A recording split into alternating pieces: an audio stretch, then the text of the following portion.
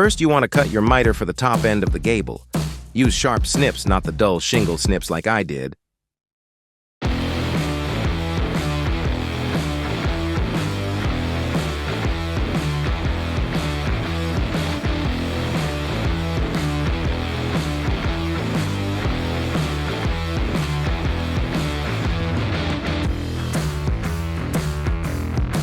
I always run the first piece of drip edge long, so that there is an overlap under the miter to keep water out.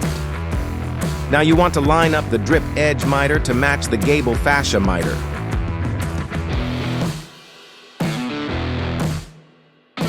Now I will set it in place with nails. You don't need to overkill this, as it will get nailed again when the starter shingles go up the rake.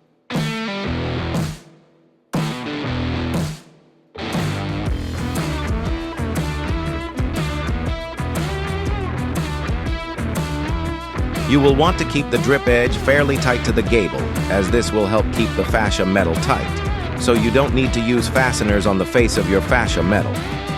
It is important to run this piece longer than the eave drip, so that you can overlap the metal and create a full seal between the two pieces. Trim off the excess and leave a little bit of tab so you can bend it into the eave drip edge and it will seal the corner tight.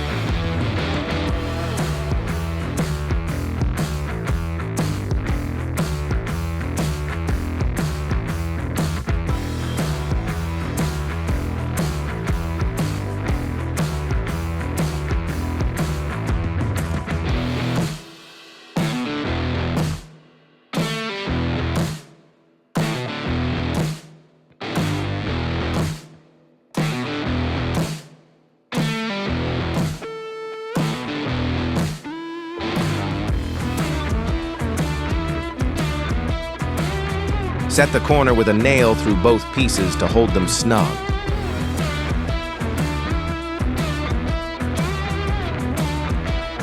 A few more tappy taps. Voila!